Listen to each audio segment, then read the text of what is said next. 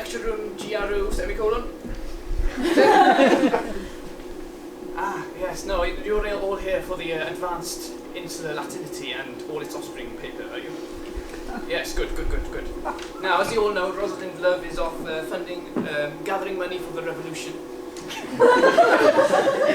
Oh, never mind. Well, I am the guest lecturer here today. I'm the replacement lecturer all the way from the University of Rhyl. Yes. Now, does everyone have a handout? I see a spare one there on the chair. Does everyone have a handout? Yes? All good. Now, what we've got next for you is a world first.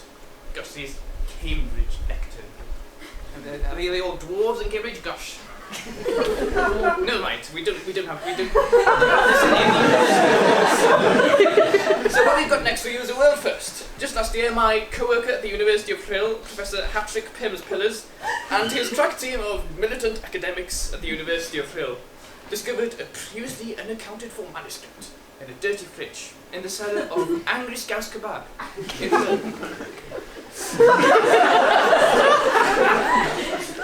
The unique atmospheric conditions within the Angry Scouse Kebab allowed the manuscript, thought to be written in the early 8th century, to survive in an unusually pristine condition, and has many unique texts written in Latin, with glosses in Old Welsh, Middle Esperanto, and Cockney Rhyming slang.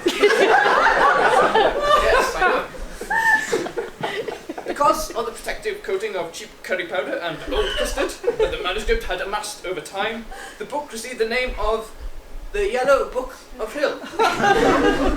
Yes, that's how we name manuscripts in Wales.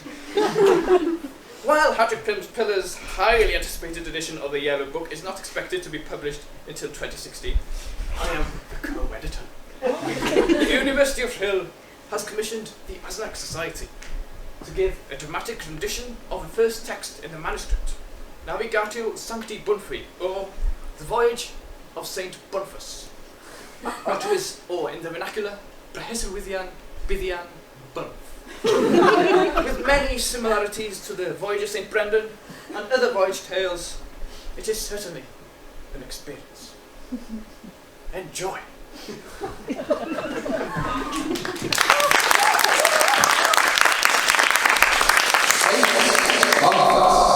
Son of Livius the Hairy, son of Pontius Pilate, son of Philip the son of Jesus of Nazareth, son of God, son of Abraham, was a good man.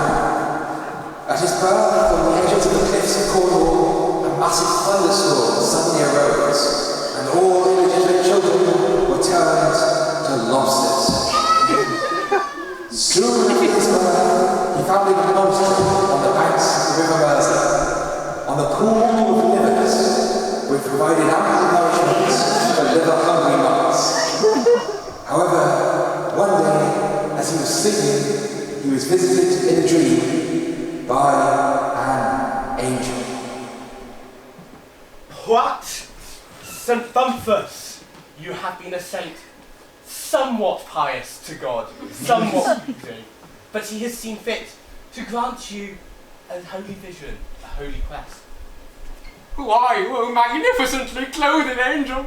My name is Ericus Niblaeus. I have returned from a country far, far to the east, where the angels dwell, called Sabbatical Land. I am the chief palaeographer of heaven, and God has entrusted me with showing you a page from his very holy book. Where is this book? Here.